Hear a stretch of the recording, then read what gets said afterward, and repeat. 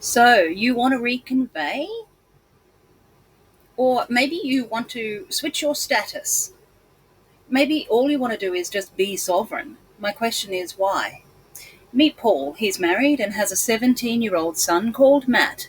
Matt is now driving and on his P, so they have 1, 2, 3 cars in the driveway. Around the dinner table lately, they've been talking about the parking fine Matt got the other day.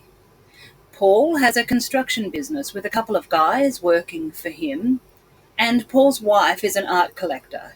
She has a plan to pay off their mortgage in the next 7 years. But the ATO has been breathing down their back about a tax bill that's overdue. These are a few of the reasons Paul reached out to the Living Council. In the Living Council, we look at ways to help minimise government issues, but not be a weird conspiracy theorist or a hippie who sings Kumbaya or a cowboy that breaks the law. So let's zoom out for a minute and look at a bigger picture.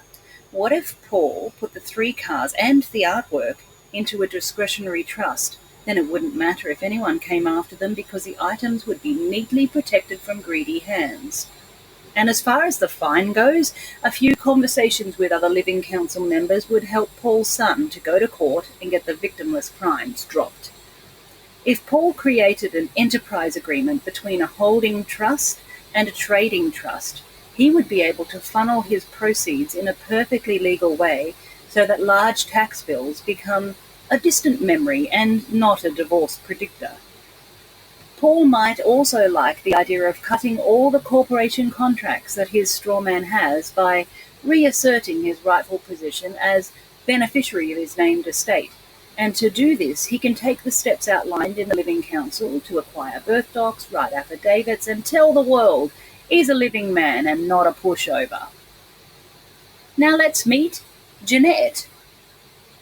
Jeanette is a single and has a pet cat. Jeanette works at TAFE teaching English as a second language. A third of her income is swallowed up in taxes. Her rego is due next week, and after that expense she has the mortgage, the electricity, and the phone bill to pay. Jeanette struggles each week to get the organic meat she wants to buy instead of the cheaper hormone-filled beef at Woolies. She really wants to try doing a bill of exchange, but she doesn't really know how they work. She's keen to discharge all the expenses that keep on coming. The Living Council shows people all the different legal tender options that are available and lets each family decide what plan is best for them. Unlike Paul, Jeanette feels passionately about her right to travel freely, so she wants to set up a plan to deregister her car and handle police when they ask for her license.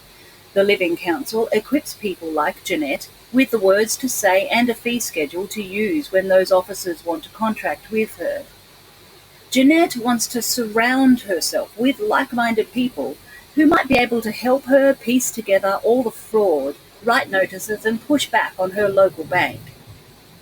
Unlike Paul's fancy enterprise agreement idea, Jeanette wants to set herself up with a private members association and speak to her boss about being a contractor, rather than a pay-as-you-go employee.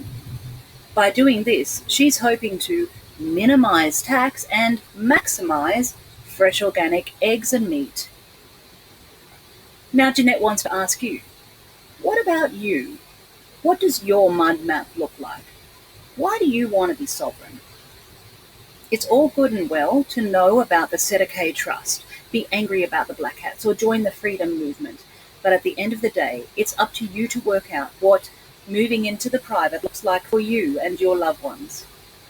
As you contact the Living Council for the next steps, be sure to write down your why and have a clear idea as to what you want your private life to look like.